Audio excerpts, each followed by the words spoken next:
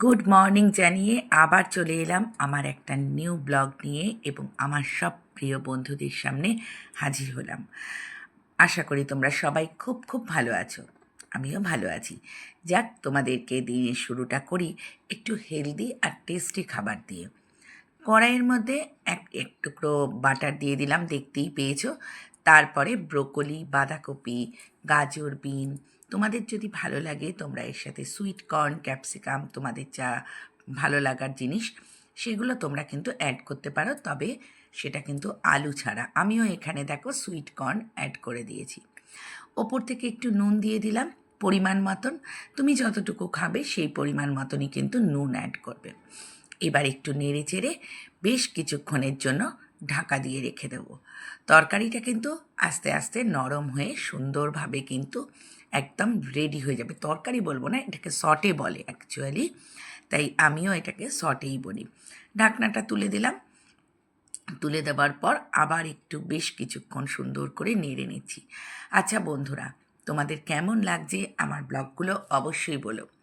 তোমরা কে কেমন করে প্রত্যেক দিন সকালবেলা ব্রেকফাস্ট খাও অবশ্যই সেগুলো শেয়ার করো। তারপর দেখো নামিয়ে আমি ওপর থেকে অল্প একটুখানি গোলমরিচের গুঁড়ো ছড়িয়ে দিলাম। এত হেলদি এবং এত টেস্টি খাবার আমি কি বলবো তোমাদেরকে, আমি তো ভীষণ ভালোবাসি। যদি মনে করো এর সাথে কিন্তু একটা ডিম সেদ্ধ ওপরে সাজিয়ে গার্নিশিংয়ের জন্য দিতেই পারো। সারাদিনের কাজকর্মের অবসানের পর একটু রিল্যাক্সেশন প্রত্যেকটা মানুষ চায়, তেমনি আমিও তো আর বিরল নয়। তাই আমিও কিন্তু একটুখানি রিল্যাক্সেশনের জন্য বা একটুখানি ভালো লাগার জন্য একটু বেরিয়ে পড়েছিলাম। রাস্তাগুলো বেশ সুন্দর সাজানো গোছানো, তো তাই মনে হলো হাতে যখন মুঠো ফোন আছে একটু বন্দি করে নেওয়া যাক। তবে এত এত ভিডিও এখন ব্লগ বানানোর জন্য তৈরি করতে হচ্ছে না, ফোন কিন্তু আর সাথ দিচ্ছে না। তোমাদেরও কি তাই হয়?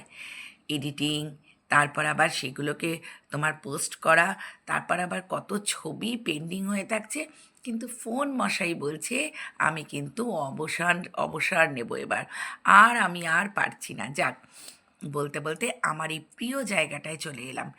এই জায়গাটা যদি তোমাদের ভালো লাগে দেখে বা তোমাদের কারোর জানার ইচ্ছে থাকে অবশ্যই কমেন্টস করো করো আমাকে।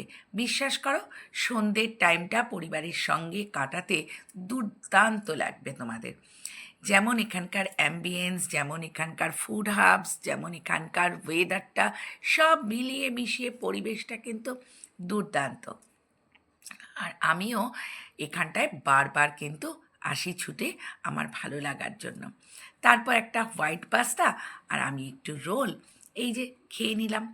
কিন্তু খেয়ে দিয়ে তো বসে থাকলে চলবে না, ওইদিকে যে আবার বাড়িটা টানছে। কি বলো? চলো বাড়ি ফিরে যাই আবার।